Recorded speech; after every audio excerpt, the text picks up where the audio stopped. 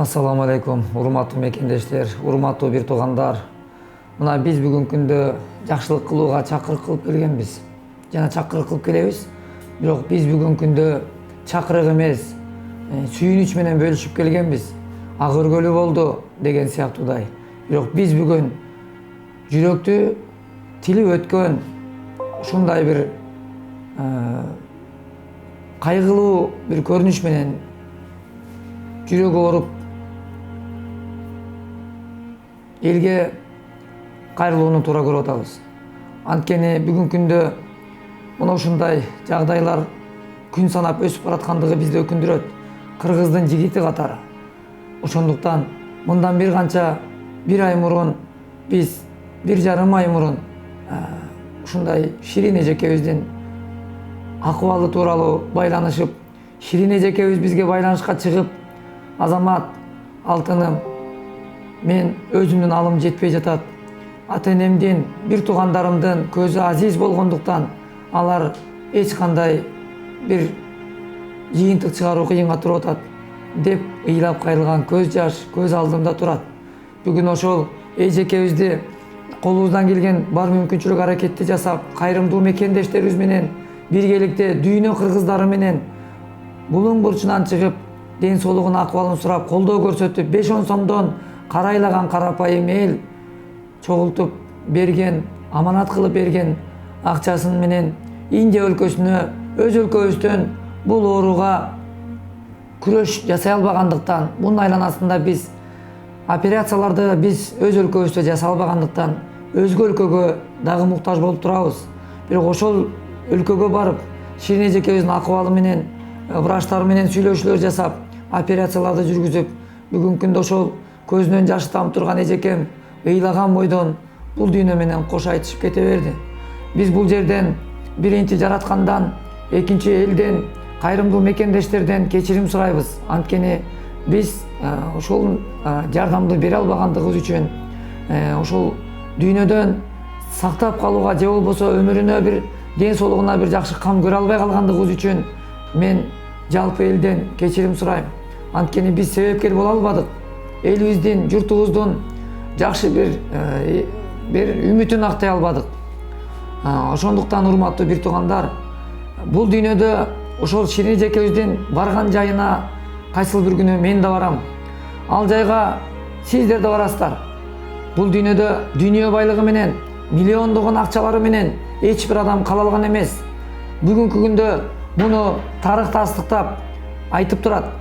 Буга чейин миллиондогон, миллиарддаган адамдар келип кеткен ааламда биз да жашап жатабыз.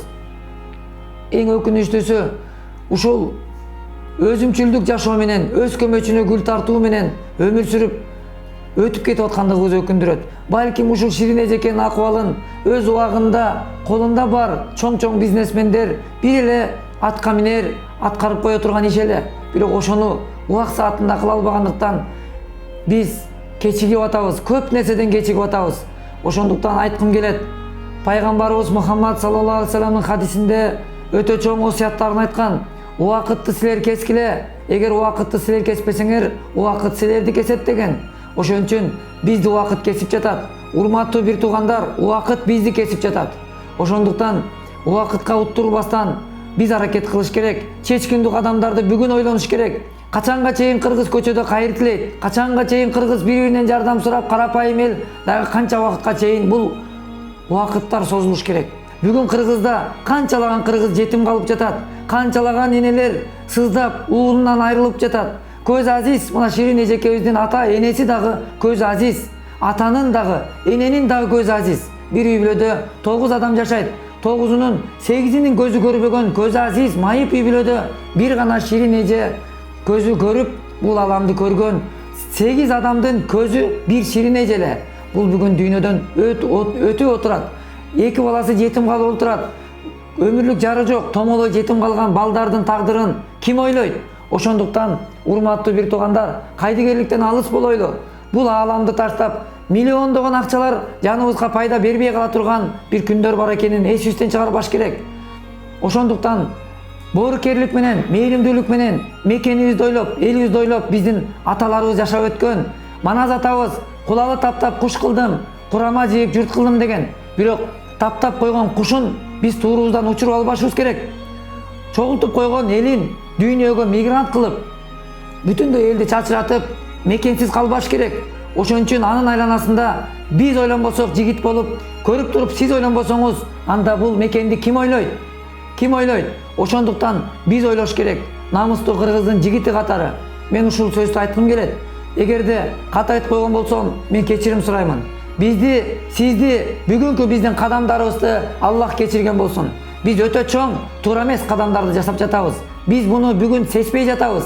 Биз сезебиз, жаныбыз кекиртекке келгенде, сом менен соодалаша албай калган күн келгенде, соопторду таппай калган күн келгенде, биздин миллиардтар, миллиондор бул дүйнөдө топурак болуп калган кезде, көзүбүздөн жаш эмес, кан акса дагы кайтара албай турган күн күтүп атканын ар бир жан, ар бир мусулман эсинен чыгарбаш керек. Ширин эжекебиз боор оорусу боюнча илдетке чалдыгып, ошол илдеттин, ошол дарттын азабын тартып, бир канча жыл жашап өмүр сүрүп келген. Бул Ширин эжекебиз ошол Индия өлкөсүндө врачтардын толук көзөмөлүндө, жогорку деңгээлде көзөмөлдө болуп, өзүбүз дагы баш болуп, ошол жерде башында турдук. Кандай кымбат дары болбосун, кандай мүмкүнчүлүк болбосун, максималдуу аракетти жумшагыла деген чоң өтүнүч менен отурдук жанында. Операциядан чыкканча күтүп отуруп, ушундай колубуздан келишинче Ширин эжекебиз менен ошол операциядан чыкканда дагы сүйүнүч менен сүйлөшүп, бирок бул дартка чалдыгып эжекебиз бул биздин өлкөбүздө көп убакыт жатып калгандыгына байланыштуу, кечигип баргандыкка байланыштуу, бул дарт өөрчүп, акыркы жей турган жерин жеп бүтүп, боордун ушундай акыбалы кыйындап калгандыгына байланыштуу операциялар жүргүзүлүп, бирок биздин алыбыз, күчүбүз жетпей калгандыктан Аллахтын буйругу экен, бул аалам менен эжекебиз кош айтышып кете берди. Ширин эжекемдин жаткан жери жайлуу, топурагы торку болсун. Ширин эжеке, сиз бизди кечириңиз. Биздин колубуздан бекем кармап, бизден сиз чоң үмүт кылгансыз. Сиздин үмүтүңүздү биз аткара албадык. Сиз бизди арбаңыз кечирген болсун. Ыйманыңыз саламат болсун. Уулуңуз, кызыңыз аркаңызда сизге ушунчалык дуа кылып тура турган, ыймандуу, ыйманы жүрөккө ыйман толгон жакшы бир уул кыз болушулугун Кудайдан тилейбиз. Аллах Таала ошол ата энеңизге, бир тууганыңызга сабыр берсин. Кайраттык тилейбиз, сабырдуулук тилейбиз. Ыйманыңыз саламат болсун, эжеке.